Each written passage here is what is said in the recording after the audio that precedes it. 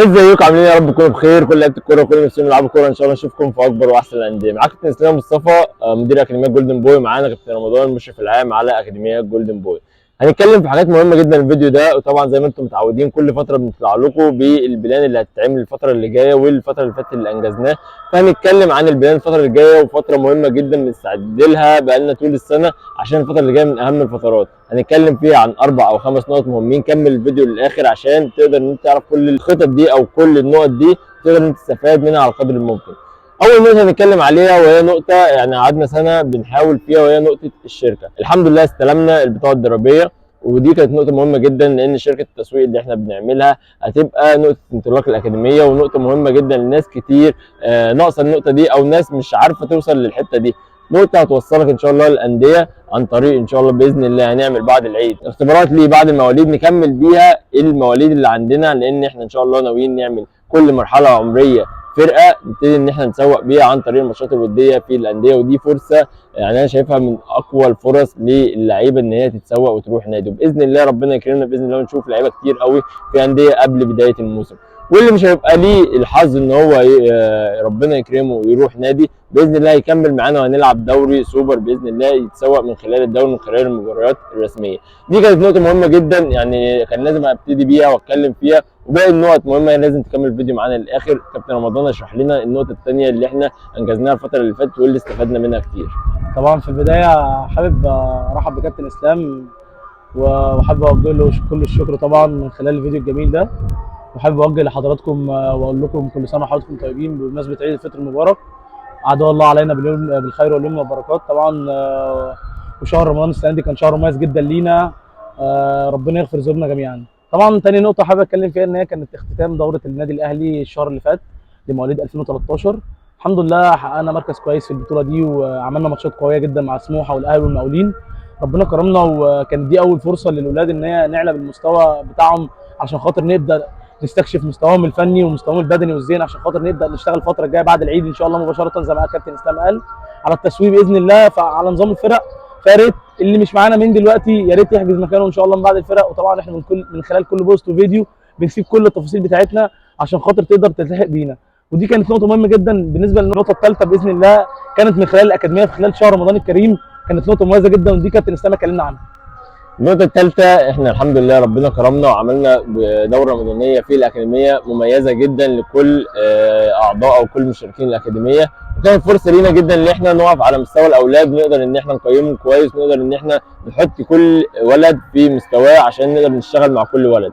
في أولاد هتتسوق، في أولاد محتاجة شوية شغل بسيط وبعد كده تتسوق، وفي اولاد محتاجه شويه اساسيات وده اللي احنا شغالين عليه. فكانت من اهم مكاسب رمضان كان الدوره الرمضانيه للاكاديميه واللي فادتنا كتير قوي واللي هنبني عليها ان شاء الله من بعد العيد باذن الله في حاجات كتير جدا. وبالنسبه لرابع نقطه كابتن رمضان اشرح لنا رابع نقطه اللي انجزناها في رمضان ايه هي يا كابتن؟ طبعا يعني حصريا في المرج طبعا احنا بنحترم كل الناس اللي في المرج جميعا لعيبه الكوره الصغيرين والكبار. فعلشان كده عملنا فرصه ومبادره كبيره جدا من خلال سيشن سميناها جولدن فيت الاقدام الذهبيه. الاقدام الذهبيه دي عباره عن ان انت تقدر تلعب وتمارس رياضتك زي زمان وتقدر تطلع الحريف اللي جواك يعني. وعملنا هاشتاج كده سميناه مع جولدن فيت هترجع يعني هترجع. فقدرنا الحمد لله على نطاق المرج في اول اكاديميه تصمم السيشن ده، وبفضل الله كان معانا عدد كويس جدا. وبعد العيد في ناس كتير جدا مكلمانا ان هي تقدر تيجي تلتحق بالسن ده. السن ده من سن الشباب طبعا اللي هو سن مثلا ما فوق ال 25 و26 27 لو انت عايز ترجع لنفسك تاني وترجع تأهل نفسك عشان تقدر تلعب كوره، ولغايه 60 سنه ما شاء الله عندنا ناس كبيره في السن محترمه قوي ولمستها باينه من الكوره.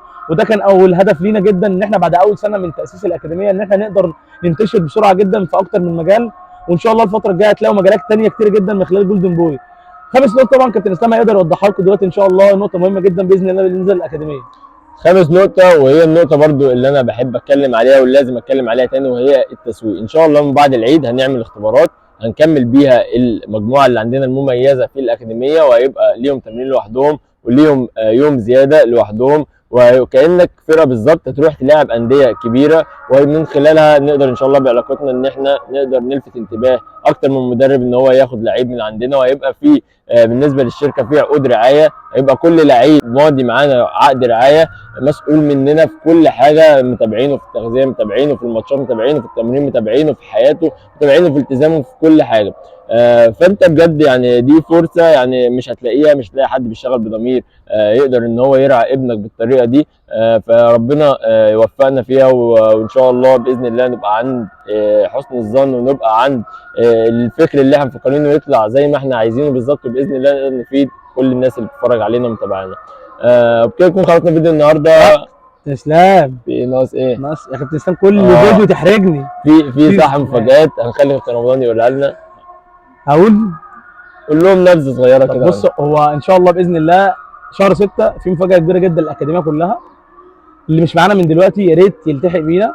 احنا يعني ربنا اعلى واعلم بكميه المجهود اللي احنا بنبذله عشان خاطر نطلع كواليتي كويس جدا الناس تقدر تستفاد منه، كعلم كره قدم، كتدريبات كره قدم، كتغذيه، كاسس، كل الكلام ده احنا بننظم له وبنخطط له عشان خاطر نقدر نفيد الناس كلها. فشهر 6 يعني ان شاء الله باذن الله هيبقى في حدث كويس جدا على نطاق المرج من خلال جولدن بوي اكاديمي. ان شاء الله هيبقى منسق ومنظم.